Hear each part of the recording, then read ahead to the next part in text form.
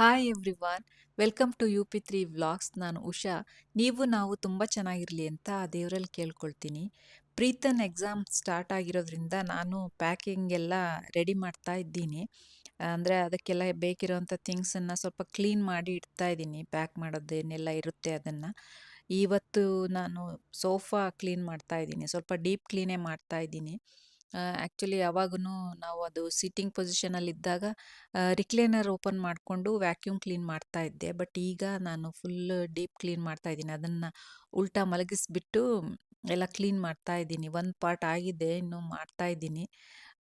ಬೆಳಗ್ಗೆನೇ ಸ್ಟಾರ್ಟ್ ಮಾಡ್ಕೊಂಡಿದ್ದೀನಿ ಇದನ್ನು. ತುಂಬಾ ಡಸ್ಟ್ ಇರೋದ್ರಿಂದ ಮಾಸ್ಕ್ ಹಾಕ್ಕೊಂಡು ಕ್ಲೀನ್ ಮಾಡ್ತಾ ಇದ್ದೀನಿ.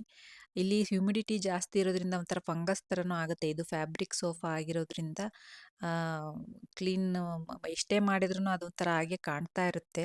ಇದು ಹೊಸದಾಗಿ ತಗೊಂಡಾಗ ತುಂಬ ಚೆನ್ನಾಗಿತ್ತು, ಕೋಟಿಂಗ್ ಎಲ್ಲ ಇದ್ದಿದ್ರಿಂದ. ಅದು ಕೋಟಿಂಗ್ ಫೇಡ್ ಆಗ್ತಾ ಆಗ್ತಾ ತುಂಬ ಥರ ಓಲ್ಡ್ ಥರ ಕಾಣೋಕ್ಕೆ ಶುರು ಮಾಡ್ತು. ಅದಕ್ಕೆ ನಾವು ಇಲ್ಲೇ ಲೋಕಲ್ ಫರ್ನಿಚರ್ ಶಾಪ್ನಲ್ಲಿ ಕೇಳಿದ್ವಿ ಔಟರ್ ಕವರ್ ಚೇಂಜ್ ಮಾಡೋದಕ್ಕೆ. ಅವರು ಅದಕ್ಕೆ 49,000 ಆಗುತ್ತೆ ಅಂತ ಹೇಳಿದರು. ಆ್ಯಂಡ್ ಒರಿಜಿನಲ್ ಶೇಪ್ ಸಹ ಅದು ಕಾಣೋದಿಲ್ಲ, ಚೇಂಜ್ ಆಗಿ ಪ್ಲೇನ್ ಆಗಿ ಕಾಣುತ್ತೆ ಅಂತ ಹೇಳಿದರು. ಸೊ ನಾವು ಚೇಂಜ್ ಮಾಡೋದು ಬೇಡ, ಸ್ವಲ್ಪ ದಿನ ಯೂಸ್ ಮಾಡಿ ಡಿಸ್ಪೋಸ್ ಮಾಡಿದ್ರಾಯ್ತು ಅಂತ ಅಂದ್ಕೊಂಡ್ವಿ. ಮತ್ತು ಅಟ್ ಹೋಮ್ನಲ್ಲಿ ಒಳ್ಳೆ ಸೋಫಾ ಕವರು ಸಿಕ್ತು ನಮಗೆ. ಬ್ಲೂ ಕಲರ್ ಹಾಕಿದ್ದೀನಲ್ಲ ಅದು. ಅದು ಹಾಕಿದ ಮೇಲೆ ಸೋಫಾ ನೋಡೋ ಥರ ಆಯಿತು. ಈ ಕವರ್ನೂ ಸಹ 2 ಇಯರ್ಸ್ ಮೇಲೇ ಯೂಸ್ ಮಾಡಿದ್ವಿ ನಾವು. ತುಂಬ ಚೆನ್ನಾಗಿ ಬಂತು ಕವರು. ಈಗ ಶಿಫ್ಟ್ ಮಾಡ್ತಾ ಇರೋದ್ರಿಂದ ಬೇರೆ ಕವರ್ಸ್ನ ನಾನು ನೋಡ್ತಾ ಇದ್ದೀನಿ ಅಮೆಝಾನ್ನಲ್ಲಿ, ಮತ್ತು ಕಾರ್ಟ್ಗೆ ಸಹ ಹಾಕಿಟ್ಟಿದ್ದೀನಿ. ಈ ಸೋಫಾನ ನಾವು ಹೋಮ್ ಸೆಂಟರ್ನಲ್ಲಿ 2014 ತಗೊಂಡಿದ್ದು. ತುಂಬ ಕಂಫರ್ಟಬಲ್ ರಿಕ್ಲೈನರ್ ಸೋಫಾ. 3+2+1 ಅಂದರೆ 1 ಅಂದರೆ ಅದು ರಾಕಿಂಗ್ ಚೇರ್ ಮತ್ತು ಟೀಪಾಯ್ ಸೆಂಟರ್ ಟೇಬಲ್.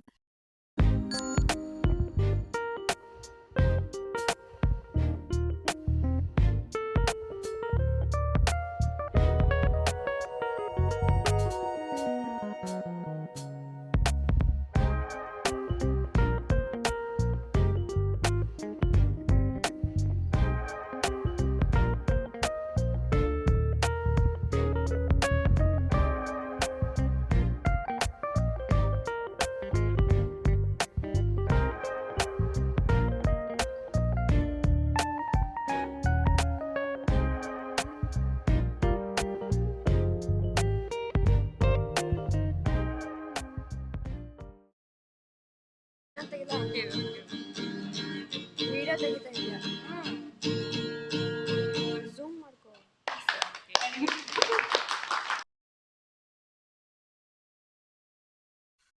ಸೊ ಇವತ್ತು ವಾಷಿಂಗ್ ಮಿಷಿನ್ ಸಹ ಡೀಪ್ ಕ್ಲೀನ್ ಮಾಡಿದೆ. ಎಲ್ಲ ಸೋಪ್ ಡಿಸ್ಪೆನ್ಸರ್ ಎಲ್ಲ ಹೊರಗಡೆ ತೆಗೆದ್ಬಿಟ್ಟು ಅದನ್ನು ಎಲ್ಲ ಕ್ಲೀನ್ ಮಾಡಿ ಡ್ರೈ ಮಾಡಲಿಕ್ಕೆ ಇಟ್ಟಿದ್ದೀನಿ, ಡ್ರೈ ಆಗಲಿಕ್ಕೆ. ಮತ್ತು ಅದು ಒಳಗಡೆ ಸಹ ಎಲ್ಲ ರಿಮ್ ಹತ್ರ ಅದನ್ನೆಲ್ಲ ಕ್ಲೀನ್ ಮಾಡಿ, ಕೆಳಗೆ ಇದು ಫಿಲ್ಟರ್ದು ಸಹ ನೀರನ್ನೆಲ್ಲ ಹೊರಗಡೆ ತೆಗೆದ್ಬಿಟ್ಟು ಅದನ್ನು ಕ್ಲೀನ್ ಮಾಡಿ ವಾಪಸ್ಸು ಫಿಲ್ಟರ್ನೆಲ್ಲ ಕ್ಲೀನ್ ಮಾಡಿ ಮತ್ತೆ ಹಾಕಿಟ್ಟಿದ್ದೀನಿ. ಇದು ಸ್ಟೋರೇಜ್ ಎಫ್ ಬಿದು ಕೆಳಗಡೆ. ಸೊ ಇದೆಲ್ಲ ಸೋಪು ಪ್ಯಾಕೆಟ್ಸ್, ಪೌಡರ್ ಪ್ಯಾಕೆಟ್ಸ್ ಅದು ಇದೆಲ್ಲ ಸ್ಟೋರ್ ಮಾಡಲಿಕ್ಕೆ ಅಂತ ಕೊಟ್ಟಿರೋದು. ಅದನ್ನು ಸಹ ಎಲ್ಲ ಕ್ಲೀನ್ ಮಾಡಿ ಡ್ರೈ ಆಗಲಿಕ್ಕೆ ಇಟ್ಟಿದ್ದೆ. ಸೊ ಈಗ ಲಾಂಡ್ರಿ ಹಾಕಬೇಕು, ರನ್ ಮಾಡಬೇಕು. ಬಟ್ಟೆ ಎಲ್ಲ ಹಾಕಿಟ್ಟಿದ್ದೀನಿ. ಸೊ ಇದನ್ನು ಮತ್ತೆ ಅದರೊಳಗೆ ಫಿಕ್ಸ್ ಮಾಡಿಟ್ಬಿಟ್ಟು ಸೋಪ್ನೆಲ್ಲ ಹಾಕಿ ಕಂಫರ್ಟ್ ಎಲ್ಲ ಹಾಕಿಬಿಟ್ಟು ಈಗ ಒಂದು ರನ್ ಮಾಡಬೇಕು ಸೈಕಲ್.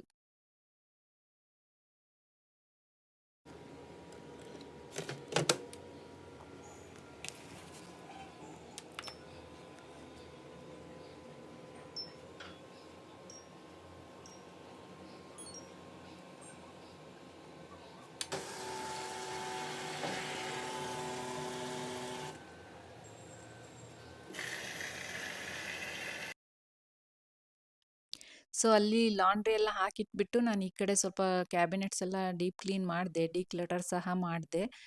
ಈ ಕ್ಯಾಬಿನೆಟ್ಸ್ ಅಂದರೆ ಅದು ಶೂಟ್ ಮಾಡ್ಕೊಳ್ಳಿಲ್ಲ, ಎಲ್ಲ ಆದಮೇಲೆ ಒಂದು ಸರಿ ತೋರಿಸ್ಬಿಡೋಣ ಅಂಥೇಳಿ ತೋರಿಸ್ತಿದ್ದೀನಿ. ಎಲ್ಲ ಶೆಲ್ಫ್ನಿಂದ ಎಲ್ಲದನ್ನು ಥಿಂಗ್ಸ್ ಎಲ್ಲ ಹೊರಗಡೆ ತೆಗೆದ್ಬಿಟ್ಟು ಬೇಕಿರೋದನ್ನೆಲ್ಲ ಇಟ್ಕೊಂಡು ಬೇಡದೇ ಇರೋದನ್ನೆಲ್ಲ ಹಾಗೆ ತೆಗೆದಿದ್ದೀನಿ. ಮತ್ತು ಎಲ್ಲ ಒಂದು ಕಡೆಗೆ ಇಟ್ಟಿದ್ದೀನಿ. ಮೇಲಿನ ಶೆಲ್ಫಲ್ಲಿ ಏನೂ ಇಟ್ಟಿಲ್ಲ, ಎಲ್ಲ ಈ ಕೆಳಗಡೆ ಶೆಲ್ಫ್ಗಳಲ್ಲೇ ತುಂಬಿಸಿಟ್ಟಿದ್ದೀನಿ. ಅದು ಪ್ಯಾಕರ್ಸ್ ಆ್ಯಂಡ್ ಮೂವರ್ಸ್ ಬಂದಾಗ ಅವ್ರಿಗೆ ಈಸಿ ಆಗಲಿ ತೆಗೆದು ಒಂದೇ ಕಡೆಗೆ ಇಟ್ಕೊಂಡು ಬಿಡಲಿ ಅಂತ ಹೇಳಿಬಿಟ್ಟು ಒಂದು ಕಡೆಗೆ ಇಟ್ಟಿದ್ದೀನಿ. ಅದೆಲ್ಲ ಬೇಕಿರೋದಷ್ಟೇ ಇಟ್ಕೊಂಡಿದ್ದೀನಿ. ಹಾಗೆಯೇ ಆ ಕಡೆ ಅಕ್ಕಪಕ್ಕದ ಕ್ಯಾಬಿನೆಟ್ಸು ಸಹ ಎಲ್ಲ ಡಿಕ್ಲಟರ್ ಮಾಡಿ ಬೇಕಿರೋದು ಇಟ್ಕೊಂಡಿದ್ದೀನಿ ಕ್ಲೀನ್ ಮಾಡಿಬಿಟ್ಟು. ಈಗ ನಾವು ಮಂಗಳೂರಿನಿಂದ ಎಲ್ಲಿಗೆ ಹೋಗ್ತೀವಿ ಅಂತ ಹೇಳ್ತೀನಿ. ನಾವು ಮಂಗಳೂರಿನಿಂದ ಹೋಗ್ತಾ ಇರೋದು ಬೆಂಗಳೂರಿಗೆ. ಆ್ಯಕ್ಚುಲಿ ನಾವು ಮೊದಲು ಥಿಂಕ್ ಮಾಡ್ತಾ ಇದ್ದದ್ದು ಅಂದರೆ ನಾವೊಂದಷ್ಟು 3 ಆಪ್ಷನ್ಸ್ ಇಟ್ಕೊಂಡಿದ್ವಿ. ಒಂದು ಮಂಗಳೂರಿನಲ್ಲೇ ಇರೋದು, 2 ದಾವಣಗೆರೆಗೆ ಹೋಗೋದು, 3 ಬೆಂಗಳೂರಿಗೆ ಹೋಗೋದು ಅಂತ. ಬಟ್ ಸೆಲೆಕ್ಟ್ ಆಗಿದ್ದು ಬೆಂಗಳೂರು. ಬೆಂಗಳೂರೇ ಏಕೆ ಅನ್ನೋದಕ್ಕೆ ಸ್ಟ್ರಾಂಗ್ ರೀಸನ್ಸ್ ಇವೆ. ಅದನ್ನು ನೆಕ್ಸ್ಟ್ ವಿಡಿಯೋದಲ್ಲಿ ಹೇಳ್ತೀನಿ.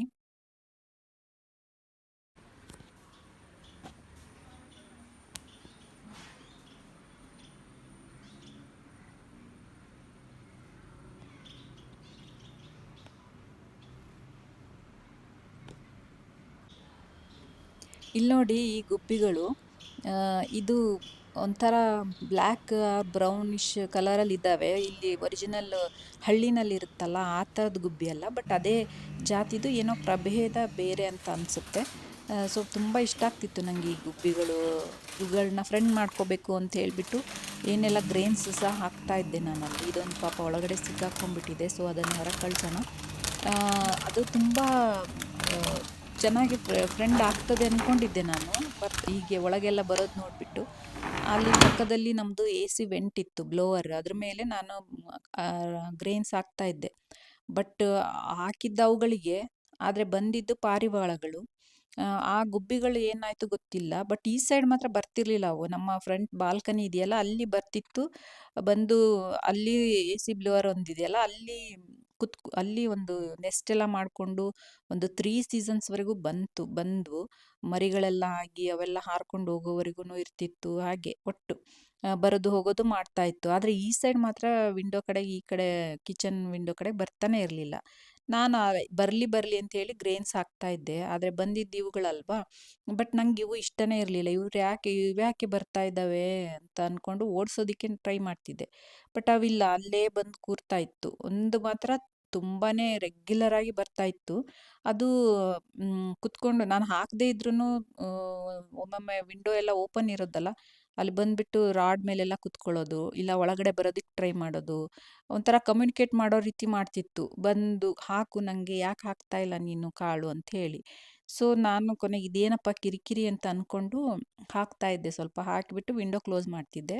ಅದು ತಿಂದ್ಕೊಂಡು ಹೋಗ್ಬಿಡೋದು. ಮತ್ತು ಆಮೇಲೆ ನಂತರನೇ ನಾನು ವಿಂಡೋ ಓಪನ್ ಮಾಡ್ತಾ ಇದ್ದಿದ್ದು. ಬಟ್ ಏನಂದರೆ ತುಂಬ ಬರಲಿಕ್ಕೂ ಸಹ ಶುರು ಮಾಡಿದ್ವು ಇವು. ಇದ್ರದ್ದು ಫ್ರೆಂಡ್ಸ್ನೆಲ್ಲ ಕರ್ಕೊಂಡು ಬರೋದು. ಬಟ್ ಫ್ರೆಂಡ್ಸ್ ಅಂತ ನಾನು ಅಂದ್ಕೊಂಡಿದ್ದು, ಆಮೇಲೆ ಅಬ್ಸರ್ವ್ ಮಾಡ್ತಾ ನೋಡಿದಾಗ ಗೊತ್ತಾಯಿತು ಅದು ಮಕ್ಕಳು ಅಂತ ಹೇಳಿ. ಸೊ ಹಾಗೆ ಒಂದೊಮ್ಮೆ ಅಂತೂ ತುಂಬ ಪಾರಿವಾಳಗಳು ಬಂದುಬಿಟ್ಟು ಜಗಳ ಸಹ ಆಗೋಗೋದು ಅವಕ್ಕೆ. ಅಷ್ಟು ತುಂಬ ಕ್ರೌಡ್ ಅನಿಸ್ಬಿಡೋದು. ಆಗಂತೂ ನನಗೆ ಬರಲೇಬಾರ್ದು ಇವು ಅಂತ ಅಂದ್ಕೊಳ್ತಿದ್ದೆ. ಬಟ್ ಏನು ಮಾಡೋದು, ಅದು ಬಂದು ಒಂಥರ ಕರೆಕ್ಟ್ ಟೈಮ್ಗೆ ಬರೋದು. ಬೆಳಗ್ಗೆ 7 to 7:30 ಒಳಗಡೆ ಬಂದು ಕೂರೋದು. ನಾನು ಯಾವಾಗ ಬಂದು ಓಪನ್ ಮಾಡಿ ವಿಂಡೋನ ಹಾಕ್ತೀನಿ ಅಂತ ಸುಮ್ಮನೆ ಕಾದ್ಕೊಂಡು ಕೂರೋದಲ್ಲ.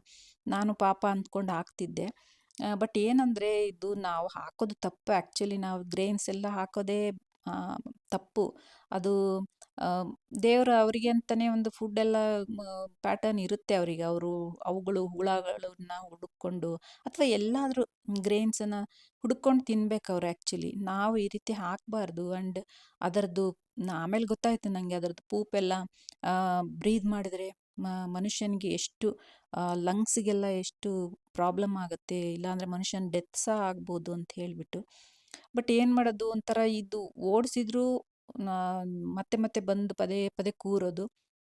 ಮತ್ತು ಗ್ರೇನ್ಸ್ ಹಾಕ್ಲಿಲ್ವಲ್ಲ ಅಂಥೇಳಿ ಒಂಥರ ಈ ಕಡೆಗೆ ಮುಖ ಮಾಡಿ ಕೂರೋದು. ಸೊ ನಾನು ಇದೇ ಲಾಸ್ಟು, ಇಲ್ಲಿರೋವರೆಗೂ ಹಾಕಿಬಿಡೋಣ, ಆನಂತರ ಅಂತೂ ಮತ್ತೆ ಯಾವುದೇ ಪಾರಿವಾಳಗಳಿಗಂತೂ ಹಾಕೋದು ಬೇಡ ಅಂದ್ಕೊಂಡು ಡಿಸೈಡ್ ಮಾಡಿದ್ದೆ. ಆನಂತರ ಯೋಚನೆನೂ ಆಗ್ತಿತ್ತು ನನಗೆ, ಈ ಎ ಸಿ ವೆಂಟೆಲ್ಲ ನಾವು ತೆಗೆದುಕೊಂಡು ಹೋಗ್ತೀವಲ್ಲ, ಆಗ ಏನು ಮಾಡ್ತಾವಪ್ಪ ಪಾಪ ಅಂತ ಅನಿಸೋದು. ಸ್ವಲ್ಪ ಬೇಜಾರು ಸಹ ಆಗ್ತಿತ್ತು ಆ್ಯಕ್ಚುಲಿ. ಬಟ್ ಏನು ಮಾಡೋದು, ಅದನ್ನು ನಾವು ಮನುಷ್ಯರು ಮಾಡೋ ತಪ್ಪು ಅಂತೆಲ್ಲ ಎಷ್ಟೊಂದು ವೀಡಿಯೋಸ್ಗಳಲ್ಲಿನೆಲ್ಲ ನಾನು ನೋಡುವಾಗ ನಾನೇ ಮಾಡ್ತಿದ್ದೀನಲ್ಲ ಇದು ಅಂತ ಅನಿಸ್ತಾ ಇತ್ತು. ಸೊ ಇಲ್ಲಿ ಇರೋವರೆಗಾದರೂ ಹಾಕಿಬಿಟ್ಟು ನೆಕ್ಸ್ಟ್ ನಾನು ಅದನ್ನು ಕಂಟಿನ್ಯೂ ಮಾಡಬಾರ್ದು ಅಂತ ಡಿಸೈಡ್ ಮಾಡಿದ್ದೆ. ಮತ್ತೆ ನಾನು ಬರೀ ರೈಸ್ ಅಷ್ಟೇ ಹಾಕ್ತಾ ಇರಲಿಲ್ಲ. ಇದು ಜೋಳ ಮತ್ತೆ ಗೋಧಿ ಎಲ್ಲ ತಗೊಂಡ್ ಬಂದ್ಬಿಟ್ಟು ಅದನ್ನ ರೈಸ್ ಜೊತೆಗೆ ಮಿಕ್ಸ್ ಮಾಡಿ ಹಾಕ್ತಾ ಇದ್ದೆ. ಬಟ್ ಆಮೇಲೆ ಗೊತ್ತಾಗಿದ್ದೇನಂದ್ರೆ ಅವುಗಳಿಗೆ ಗೋಧಿ ತುಂಬಾ ಇಷ್ಟ ಅಂತ ಹೇಳ್ಬಿಟ್ಟು. ಯಾಕೆಂದ್ರೆ ಫಸ್ಟ್ ಪ್ರಿಫರೆನ್ಸ್ ಗೋಧಿಗ್ ಕೊಡ್ತಾ ಇತ್ತು. ಫಸ್ಟ್ ಗೋಧಿಗಳನ್ನೆಲ್ಲ ಆರಿಸ್ಕೊಂಡು ತಿಂದು, ನಂತರ ಜೋಳ, ನಂತರ ಲಾಸ್ಟ್ ಆಪ್ಷನ್ ರೈಸ್ ಇಟ್ಕೊಳ್ತಾ ಇದ್ವು. ಸೊ ಏನ್ ಮಾಡೋದು ಇನ್ನು ಹಾಕೋದಿಲ್ಲ ನಾನು. ಬಟ್ ಇರೋವರೆಗೆ ಹಾಕೋಣ ಅಂತ ಅನ್ಕೊಂಡು ಇದೀನಷ್ಟೇನೆ. ಹೋಗೋವರೆಗೂ ಹಾಕೋದು. ನಂತರ ಮತ್ತೆಲ್ಲಿ ಹೋಗ್ತೀನಲ್ಲ ಬೆಂಗ್ಳೂರಿಗೆ ಹೋದ್ಮೇಲೆ ಎಲ್ಲಿ ಮನೆ ಹತ್ರ ಬಂದ್ರೂ ಹಾಕ್ಬಾರ್ದು ಅಂತ ಡಿಸೈಡ್ ಮಾಡ್ಕೊಂಡ್ಬಿಟ್ಟಿದೀನಿ. ಓಕೆ. ಪಾರಿವಾಳಗಳ ಕತೆ ಸಾಕು ಅನ್ಸುತ್ತೆ. ತುಂಬಾನೇ ಆಯ್ತು. ಇಲ್ಲಿವರೆಗೂ ವಿಡಿಯೋ ನೋಡಿದ್ರೆ ತುಂಬಾ ಥ್ಯಾಂಕ್ಸ್. ಮತ್ತೆ ವಿಡಿಯೋ ಇಷ್ಟ ಆಗಿದ್ರೆ ಲೈಕ್ ಮಾಡಿ, ಶೇರ್ ಮಾಡಿ, ಕಾಮೆಂಟ್ ಮಾಡಿ, ಮತ್ತೆ ಸಬ್ಸ್ಕ್ರೈಬ್ ಮಾಡ್ಕೊಂಡು ನೋಡಿ ಚಾನಲ್‌ಗೆ. ಮತ್ತೆ ಬೆಲ್ ಐಕಾನ್ ಪ್ರೆಸ್ ಮಾಡಿ ನಾನು ನೆಕ್ಸ್ಟ್ ವಿಡಿಯೋಸ್‌ನ ಹಾಕಿದ್ರೆ ನಿಮಗೆ ನೋಟಿಫಿಕೇಷನ್ ಬರುತ್ತೆ. ತಪ್ಪಿಸ್ದೇನೆ ನನ್ನ ವಿಡಿಯೋಸ್‌ನ ನೋಡಬಹುದು. ಓಕೆ. ನೆಕ್ಸ್ಟ್ ಮುಂದಿನ ವಿಡಿಯೋಗಳಲ್ಲಿ ಸಿಗೋಣ. Take care, stay healthy. Bye. Our hearts beat to the city streets. We began to feel the fire.